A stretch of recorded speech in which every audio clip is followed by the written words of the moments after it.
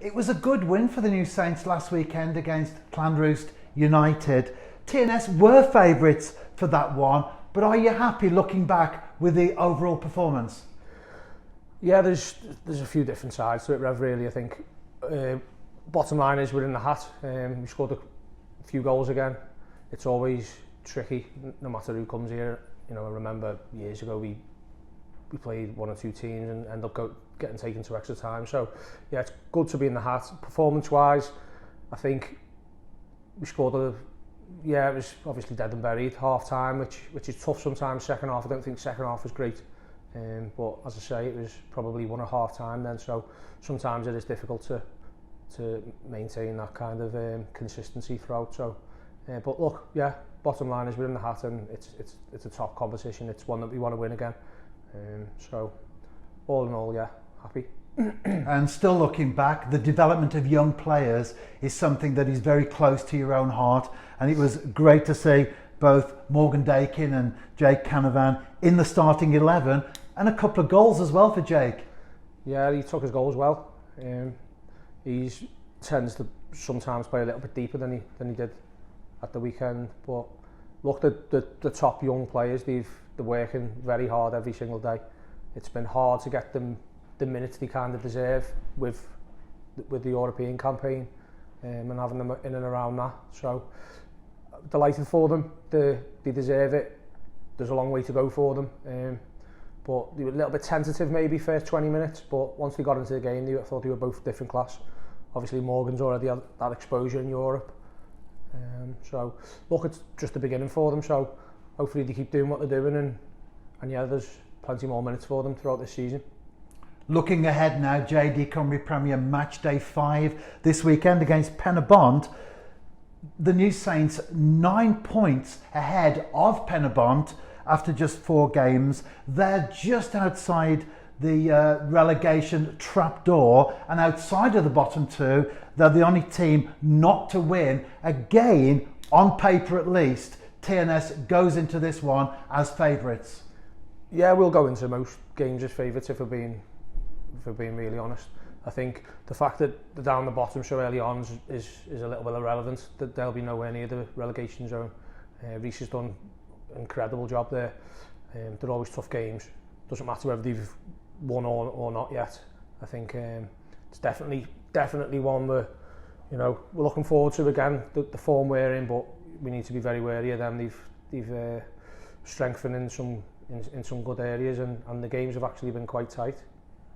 Since Penybont's promotion to the top flight, there have been 6 games between the two sides. TNS has won all of them, a 4-0, a 3-0, but the other 4 have all been by just 1 goal. That suggests that, yes, we like to travel to the SDM Glass Stadium, but also that they're close encounters as well. Yeah, like I mentioned there, I think the game, the only one was the 4-0 where we kind of won it early doors. I think Drake's got a couple there. I think that was the only game over the last few seasons where we've probably dominated. I think the 3-0, even the 3-0 last season, it was a case of getting in at half time. We weren't causing them enough problems. They were set up well, and we flipped the whole shape around at half time, which some days it works for you, some days it doesn't, and that was a good example of us getting something right on the day. But look, they're set up well. They've got the ability to change shape, a few different shapes. Reece knows exactly what it takes to win in this league. He's proven himself to be a top manager coming into management back in this league, and to be honest, the players look like they're working their absolute nuts off for him week in, week out, and he looks like he's got a good squad there. So and they've got a bit of quality. So yeah, like you say, it'll be tough, but we're just doing what we do, and we've prepared well again this week, and let's see where Saturday takes us. No midweek game for TNS this week, so therefore you've been able to focus your attention on the visit to South Wales. How have the preparations been going so far? Yeah, it's been a good week. The lads are off tomorrow. We've prepared just as we normally would. We did actually, we've had quite a few players coming in and out through various knocks and niggles and stuff, so we gave them Monday off as well, just to rest some legs. obviously you mentioned before, you know the situation with Europe. We've played a lot already, so it was important to get a few look after a few bodies on Monday. So yesterday we've prepared normally, got a few little excuse me, few little bits and pieces to tick off on Friday, but yeah, it's a normal week. Keep going, do what we do. And although there were a number of changes for the Llanrwst game, nevertheless it was still a strong side that TNS put out there. Are we likely to see many changes for this weekend's game? Yeah, you're right. It was a strong team. It's mainly because of the few little niggles we've had, Rev, and we've also got, you know, after Europe ended, we got a few more of the young lads out on loan, so we didn't have probably the depth to make too many changes at the weekend. So a few of the young lads will probably come out. We've got a couple more training again that we didn't have last week, which is good.